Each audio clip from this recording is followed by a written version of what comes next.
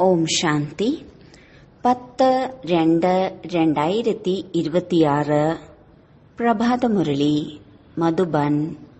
മധുരമായ കുട്ടികളെ, ഈശ്വരൻ നിങ്ങളുടെ കൂട്ടുകാരനാണ്, രാവണൻ ശത്രുവും. അതിനാൽ നിങ്ങൾ ഈശ്വരനെ സ്നേഹിക്കുകയും രാവണനെ കത്തിക്കുകയും ചെയ്യുന്നു. ചോദ്യം: ഏതു കുട്ടികൾക്കാണ് അനേകരുടെ ആശീർവാദം സ്വതവേ ലഭിച്ചുകൊണ്ടിരിക്കുന്നത്? ഉത്തരം: ഏതു കുട്ടികളാണോ ഓർമ്മയിലിരുന്ന് സ്വയം പവിത്രമായിരിക്കുകയും മറ്റുള്ളവരെയും തനിക്ക് സമാനമാക്കുകയും ചെയ്യുന്നത്, അവർക്ക് അനേകരുടെ ആശീർവാദം ലഭിച്ചുകൊണ്ടിരിക്കും. അവർ വളരെ ഉയർന്ന പദവി നേടുകയും ചെയ്യും. ബാബ നിങ്ങൾ കുട്ടികളെ ശ്രേഷ്ഠമാക്കി മാറ്റുന്നതിനു വേണ്ടി ഒരേ ഒരു ശ്രീമതമാണ് നൽകിയിരിക്കുന്നത്. കുട്ടികളെ, ഒരു ദേഹധാരിയെയും ഓർമ്മിക്കാതെ എന്നെ ഓർമ്മിക്കൂ. ഗീതം അവസാനം ആ ദിവസവും ഇന്ന് വന്നു. ഓം ശാന്തി. ഓം ശാന്തിയുടെ അർത്ഥം ആത്മീയ അച്ഛൻ ആത്മീയ കുട്ടികൾക്ക് മനസ്സിലാക്കി തരികയാണ്. ഓം അർത്ഥം ഞാൻ ആത്മാവാണ്, ഇതെന്റെ ശരീരമാണ്. ആത്മാവിനെ കാണാൻ സാധിക്കുകയില്ല. നല്ലതും മോശവുമായ സംസ്കാരം ആത്മാവിൽ തന്നെയാണ് ഉള്ളത്. മനസ്സും ബുദ്ധിയും ആത്മാവിൽ തന്നെയാണ് ഉള്ളത്. ബുദ്ധി ശരീരത്തിലല്ല. ആത്മാവാണ് മുഖ്യം. എന്റെയാണല്ലോ ശരീരം. ആത്മാവിനെ ആർക്കും കാണാൻ സാധിക്കുകയില്ല. ശരീരത്തെ കാണുന്നത് ആത്മാവാണ്.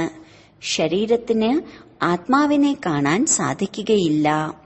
ആത്മാവ് പോയിക്കഴിഞ്ഞാൽ ശരീരം ജഡമായി മാറുന്നു.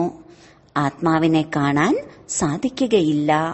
ശരീരത്തെ കാണാൻ സാധിക്കുന്നതാണ്. അതേപോലെ ആത്മാവിന്റെ അച്ഛനാരാണോ അവരെയാണ് ഗോഡ് ഫാദർ എന്ന് പറയുന്നത്. ബാബയെയും കാണാൻ സാധിക്കുകയില്ല.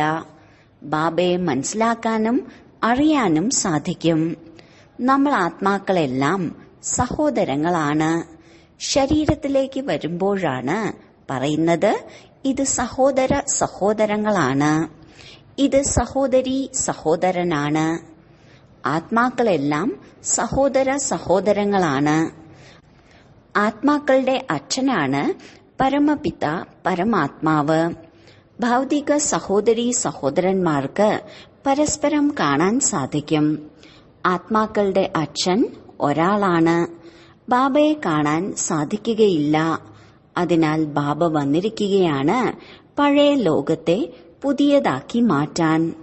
പുതിയ ലോകം സത്യയുഗമായിരുന്നു. ഇപ്പോൾ പഴയ ലോകം കലിയുഗമാണ്.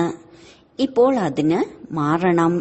പഴയ ലോകം അവസാനിക്കുക തന്നെ വേണമല്ലോ. പഴയ വീട് ഇല്ലാതാകുമ്പോൾ പുതിയ വീട് ഉണ്ടാക്കുമല്ലോ. അതുപോലെ ഈ പഴയ ലോകത്തിനും അവസാനിക്കണം. സത്യയുഗത്തിനു ശേഷം പിന്നീട് ത്രേത, ദ്വാപരം, കലിയുഗം. പിന്നീട് സത്യയുഗത്തിന് തീർച്ചയായും വരണം. ലോകത്തിന്റെ ചരിത്രവും ഭൂമിശാസ്ത്രവും ആവർത്തിക്കണം. ദേവീ ദേവതകളുടെ രാജ്യമാണ് സത്യയുഗത്തിലുള്ളത്. സൂര്യവംശി, ചന്ദ്രവംശി ഇവരെ തന്നെയാണ് ലക്ഷ്മി നാരായണന്റെ കുലത്തിലുള്ളവർ, രാമന്റെയും സീതയുടെയും കുലത്തിലുള്ളവർ എന്ന് പറയുന്നത്. ഇത് സഹജമാണല്ലോ. പിന്നീട് ദ്വാപര കലിയുഗത്തിൽ മറ്റുള്ള ധർമ്മങ്ങൾ വരുന്നുണ്ട്.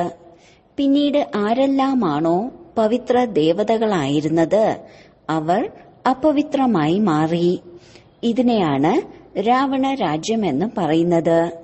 രാവണനെ വർഷാവർഷം കത്തിച്ചു വരികയാണ്. എന്നാൽ രാവണൻ കത്തുകയേയില്ല.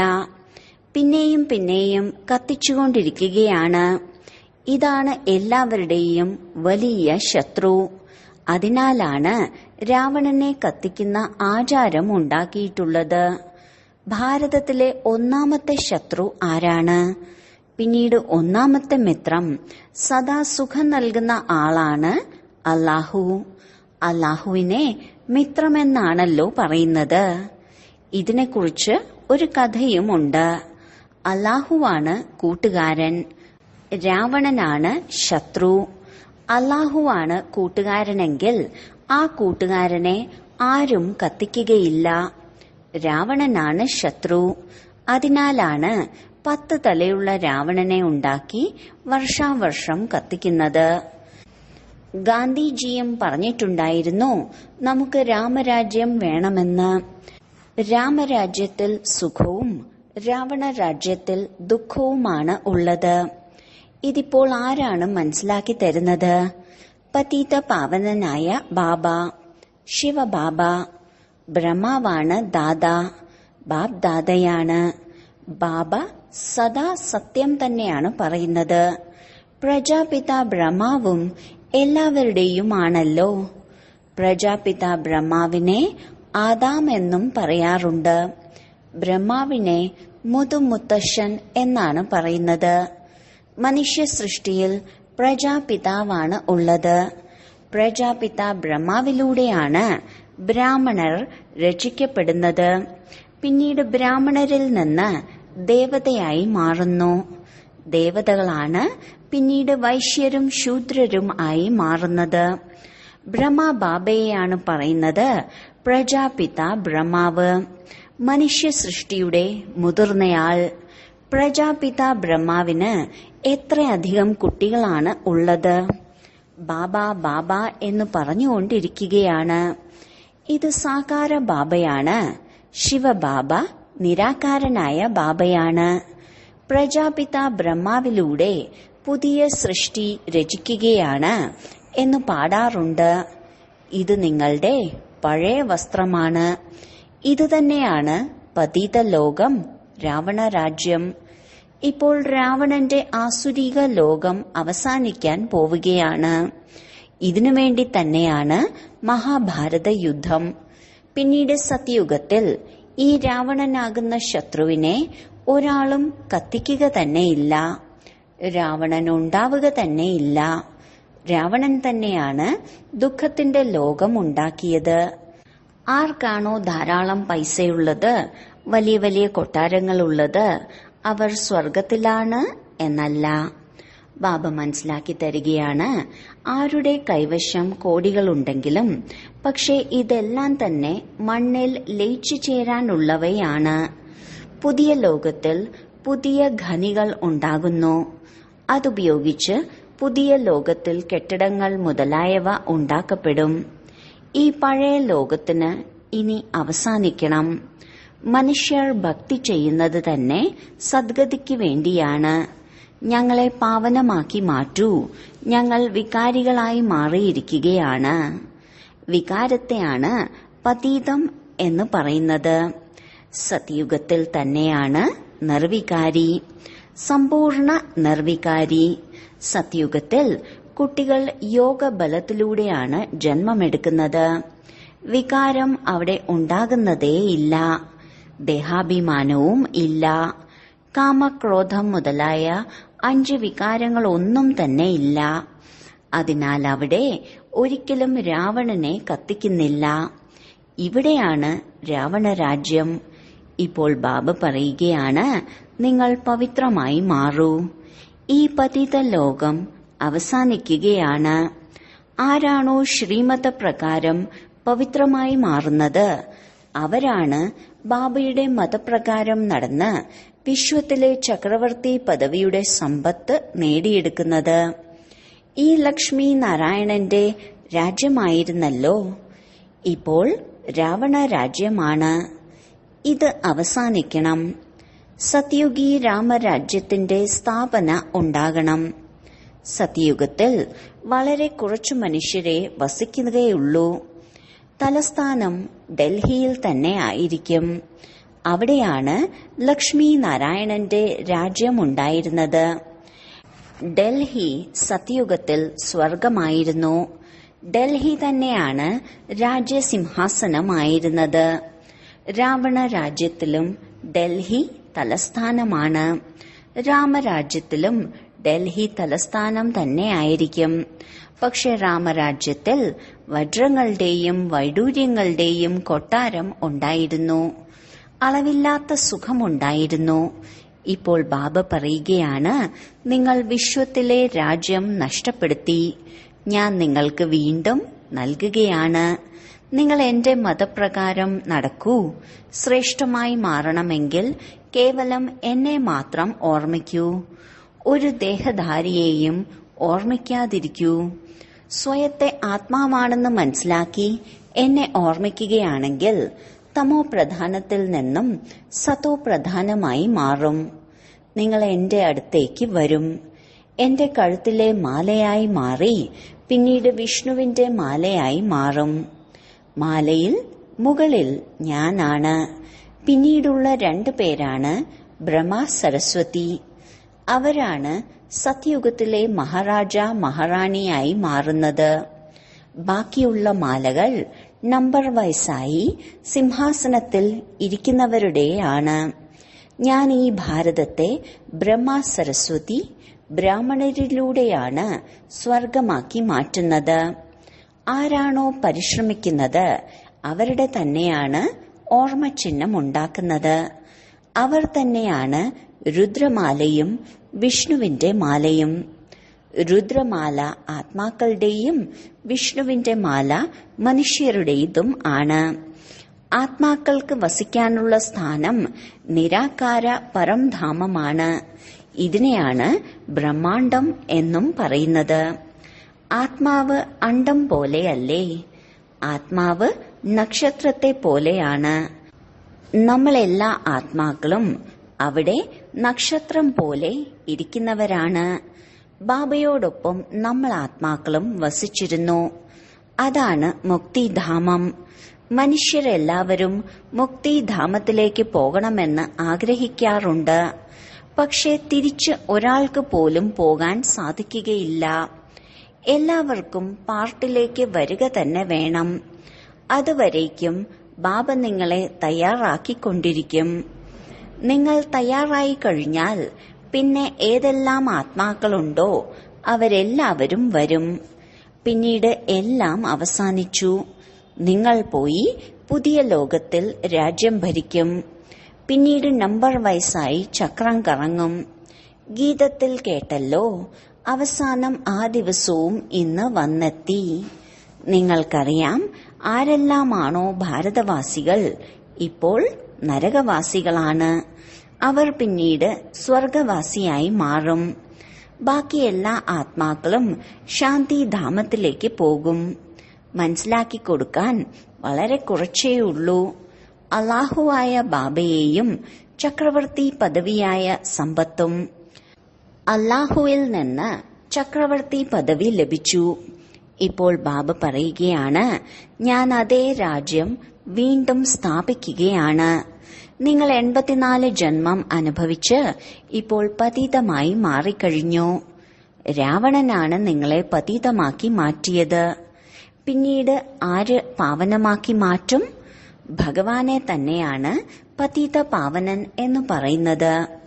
നിങ്ങൾ എങ്ങനെയാണ് പതീതത്തിൽ നിന്ന് പാവനവും പാവനത്തിൽ നിന്ന് പതീതവുമായി മാറിയത്? എല്ലാ ചരിത്രവും ഭൂമിശാസ്ത്രവും ആവർത്തിക്കും. ഇതിനു വേണ്ടി തന്നെയാണ് വിനാശം. ബ്രഹ്മാവിന്റെ ആയുസ് ശാസ്ത്രങ്ങളിൽ 100 വർഷമായാണ് കാണിക്കുന്നത്. ഇവിടെ ബാബ ഇരുന്ന് സമ്പത്ത് നൽകുന്ന ബ്രഹ്മാവിന്റെയും ശരീരം ഇല്ലാതാകും. ആത്മാക്കളെ ഇരുത്തി ആത്മാക്കളുടെ അച്ഛൻ മനസ്സിലാക്കി തരികയാണ്. മനുഷ്യന് മനുഷ്യനെ പാവനമാക്കാൻ സാധിക്കുകയില്ല. ദേവതകൾ ഒരിക്കലും വികാരത്തിലൂടെ ജന്മമെടുക്കുന്നില്ല. പുനർജന്മത്തിലേക്ക് എല്ലാവരും വരുന്നുണ്ടല്ലോ. എപ്പോഴെങ്കിലും ഭാഗ്യം ഉണരുന്നതിനു വേണ്ടി ബാബ എത്ര നല്ല രീതിയിലാണ് മനസ്സിലാക്കി തരുന്നത്. ബാബ വരുന്നത് തന്നെ മനുഷ്യരുടെ ഭാഗ്യം ഉണർത്തുവാൻ വേണ്ടിയാണ്. എല്ലാവരും പതിതരും ദുഃഖിയുമാണല്ലോ. വിനാശമുണ്ടാകുമ്പോൾ അയ്യോ അയ്യോ എന്ന് പറയും. അതിനാൽ ബാബ പറയുകയാണ്, അയ്യോ അയ്യോ എന്ന് പറയുന്നതിനു മുൻപേ പരിധിയില്ലാത്ത അച്ഛനായ എന്നിൽ നിന്ന് സമ്പത്ത് നേടൂ. ഭാരതത്തിന്റെ പതനവും ഭാരതത്തിന്റെ ഉയർച്ചയും. ഭാരതം തന്നെയാണ് ഉയരുന്നതും ഭാരതം തന്നെയാണ് വീഴുന്നതും. ഇതിന്റെ തന്നെ കളിയാണ് നടന്നുകൊണ്ടിരിക്കുന്നത്. ലോകത്തിന്റെ ഉയർച്ച.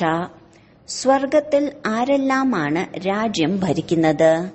ഇത് ബാബ തന്നെ ഇരുന്നാണ് മനസ്സിലാക്കി തരുന്നത്. ഭാരതത്തിന്റെ ഉയർച്ച ദേവതകളുടെ രാജ്യം, ഭാരതത്തിന്റെ വീഴ്ച രാവണ രാജ്യം. ഇപ്പോൾ പുതിയ ലോകം ഉണ്ടായിക്കൊണ്ടിരിക്കുകയാണ്. എത്ര സഹജമാണ്! ഇത് മനുഷ്യനിൽ നിന്നും ദേവതയായി മാറാനുള്ള പഠിപ്പാണ്. ഇതും നല്ല രീതിയിൽ മനസ്സിലാക്കണം. ആരാരിൽ നിന്ന് ധർമ്മം എപ്പോൾ വന്നു? ദ്വാപര യുഗത്തിനു ശേഷമാണ് മറ്റുള്ള ധർമ്മങ്ങളെല്ലാം വരുന്നത്. ആദ്യം സുഖമനുഭവിച്ചു, പിന്നീട് ദുഃഖവും. ഈ മുഴുവൻ ചക്രവും ബുദ്ധിയിൽ ഇരുത്തണമല്ലോ. ഇതിലൂടെയാണ് നിങ്ങൾ ചക്രവർത്തി മഹാരാജാവും മഹാറാണിയുമായി മാറുന്നത്. കേവലം അല്ലാഹുവിനെയും സമ്പത്തിനെയും മനസ്സിലാക്കണം. ഇപ്പോൾ വിനാശം ഉണ്ടാവുക തന്നെ വേണം. യുദ്ധം ഇത്രയും തീവ്രമായി നടക്കും. വിദേശത്തിൽ നിന്ന് വരാൻ പോലും സാധിക്കില്ല. അതിനാലാണ് ബാബ മനസ്സിലാക്കി തരുന്നത്, ഭാരതഭൂമി ഏറ്റവും ഉത്തമമാണ്. ശക്തിശാലിയായ യുദ്ധം നടക്കും. അതിലൂടെ അവിടെയുള്ളവർ അവിടെ തന്നെ ഇരിക്കും. 50-60 ലക്ഷം നൽകിയാലും വളരെ പ്രയാസപ്പെട്ടേ വരാൻ സാധിക്കൂ. ഭാരതഭൂമി ഏറ്റവും ഉത്തമമാണ്. ഇവിടെയാണ് ബാബ വന്ന് അവതാരം എടുക്കുന്നത്. ശിവജയന്തിയും ഇവിടെയാണ് ആഘോഷിക്കുന്നത്. കേവലം കൃഷ്ണന്റെ പേര് വെച്ചതിലൂടെ മുഴുവൻ മഹിമയും ഇല്ലാതായി. സർവ മനുഷ്യരുടെയും മുക്തിദാതാവ് ഇവിടെ വന്ന് തന്നെയാണ് അവതാരം എടുക്കുന്നത്. ശിവജയന്തിയും ഇവിടെ തന്നെയാണ് ആഘോഷിക്കുന്നത്. ആരാണോ ഗോഡ് ഫാദർ തന്നെയാണ് മുക്തമാക്കുന്നത്. ഇങ്ങനെയുള്ള ബാബയെ നമിക്കണം. ബാബയുടെ ജയന്തി ആഘോഷിക്കണം. ബാബ ഇവിടെ ഭാരതത്തിൽ വന്നാണ് എല്ലാവരെയും പാവനമാക്കി മാറ്റുന്നത്. അതിനാൽ ഇത് വളരെ വലിയ തീർത്ഥാടന കേന്ദ്രമാണ്. എല്ലാവരെയും ദുർഗതിയിൽ നിന്ന് മോചിപ്പിച്ച് സദ്ഗതി തരുന്നു. ഈ ഡ്രാമ ഉണ്ടാക്കപ്പെട്ടതാണ്. ഇപ്പോൾ നിങ്ങൾ ആത്മാക്കൾക്കറിയാം, നമ്മുടെ ബാബ നമ്മളെ ഈ ശരീരത്തിലൂടെ രഹസ്യം മനസ്സിലാക്കി തന്നുകൊണ്ടിരിക്കുകയാണ്. നമ്മൾ ആത്മാക്കൾ ഈ ശരീരത്തിലൂടെയാണ് കേൾക്കുന്നത്. ആത്മ അഭിമാനിയായി മാറണം. സ്വയത്തെ ആത്മാവെന്ന് മനസ്സിലാക്കി ബാബയെ ഓർമ്മിക്കൂ. അപ്പോൾ കറകൾ ഇല്ലാതാകും. പാവനമായി ബാബയുടെ അടുത്ത് വരും. എത്രത്തോളം ഓർമ്മിക്കുന്നുണ്ടോ അത്രയും പവിത്രമായി മാറും. മറ്റുള്ളവരെയും തനിക്ക് സമാനമാക്കി മാറ്റുകയാണെങ്കിൽ അനേകരുടെ ആശീർവാദം ലഭിച്ചുകൊണ്ടിരിക്കും. ഉയർന്ന പദവി നേടും. അതിനാൽ പാടാറുണ്ട്, സെക്കൻഡിലാണ് ജീവൻ മുക്തി എന്ന്. ശരി, വളരെ കാലത്തെ വേർപാടിന് ശേഷം തിരികെ കിട്ടിയ മധുരമധുരമായ സന്താനങ്ങൾക്ക് മാതാവും പിതാവുമായ ബാബ്ദാദയുടെ സ്നേഹസ്മരണകളും പുലർക്കാല വന്ദനവും. ആത്മീയ പിതാവിന്റെ ആത്മീയ കുട്ടികൾക്ക് നമസ്കാരം. ധാരണയ്ക്കുള്ള മുഖ്യസാരം: 1. ശ്രീമതത്തിലൂടെ പവിത്രമായി മാറി ഓരോ ചുവടും ബാബയുടെ മതപ്രകാരം നടന്ന് വിശ്വത്തിലെ ചക്രവർത്തി പദവി നേടണം. ബാബയ്ക്ക് സമാനം ദുഃഖം ഹരിച്ച് സുഖം നൽകുന്നവരായി മാറണം. 2. മനുഷ്യനിൽ നിന്നും ദേവതയാകുന്ന ഈ പഠിപ്പ് സദാ പഠിച്ചുകൊണ്ടിരിക്കണം. സർവരെയും തനിക്ക് സമാനമാക്കി മാറ്റുവാനുള്ള സേവനം ചെയ്ത് ആശീർവാദം പ്രാപ്തമാക്കണം. വരദാനം: മംഗളത്തിന്റെ മനോവൃത്തിയും ശുഭചിന്തക ഭാവത്തിലൂടെയും വിശ്വമംഗളത്തിന് നിമിത്തമാകുന്ന തീവ്ര പുരുഷാർത്ഥി ഭവ. തീവ്ര പുരുഷാർത്ഥി അവരാണ് ആരാണോ എല്ലാവരെ പ്രതി മംഗളത്തിന്റെ മനോവൃത്തിയും ശുഭചിന്തക ഭാവവും വെക്കുന്നത്. അഥവാ ആരെങ്കിലും വീണ്ടും വീണ്ടും വീഴ്ത്തുവാൻ ശ്രമിച്ചോട്ടെ, മനസ്സിനെ ഇളക്കട്ടെ, വിഘ്നരൂപമാകട്ടെ. എന്നാലും താങ്കൾക്ക് അവരെ പ്രതി സദാ ശുഭചിന്തകന്റെ ഇളകാത്ത ഭാവമാകണം. പ്രശ്നങ്ങൾ കാരണം ഭാവം മാറരുത്. ഓരോ പരിസ്ഥിതിയിലും മനോവൃത്തിയും ഭാവവും യഥാർത്ഥമാണ് എങ്കിൽ താങ്കൾക്ക് മേൽ അവരുടെ പ്രഭാവം പതിയുകയില്ല. പിന്നെ ഒരു വ്യർത്ഥ കാര്യങ്ങളും കാണാനേ ഉണ്ടാവില്ല. സമയം മിച്ചപ്പെടും. ഇതാണ് വിശ്വമംഗളകാരി സ്ഥിതി. സ്ലോഗൻ: സന്തുഷ്ടത ജീവിതത്തിന്റെ അലങ്കാരമാണ്. അതിനാൽ സന്തുഷ്ടമണിയായി സന്തുഷ്ടമായിരിക്കൂ. സർവരെയും സന്തുഷ്ടമാക്കൂ. അവ്യക്ത സൂചന: ഏകതയുടെയും വിശ്വാസത്തിന്റെയും വിശേഷതയിലൂടെ സഫലതാ സമ്പന്നമായി ഭവിക്കട്ടെ. ഏകമതം അർത്ഥം ഏകതയുടെ അന്തരീക്ഷമുണ്ടാക്കുന്നതിന് വേണ്ടി ഉൾക്കൊള്ളുവാനുള്ള ശക്തി ധാരണ ചെയ്യൂ. ഭിന്നതകളെ ഉൾക്കൊള്ളൂ. ഓരോരുത്തരുടെയും വിശേഷതകളെ കാണൂ. കുറവുകളെ തീർത്തും നോക്കേണ്ടതില്ല. ചന്ദ്രനും സൂര്യനും ഗ്രഹണം ബാധിക്കുമ്പോൾ പറയാറുള്ള പോലെ നോക്കാൻ പാടില്ല. നോക്കിയാൽ ഗ്രഹണം ബാധിക്കും. അപ്പോൾ ആരുടെയെങ്കിലും കുറവും ഗ്രഹണമാണ്. അതിനെ ഒരിക്കലും നോക്കരുത്. ഓം ശാന്തി.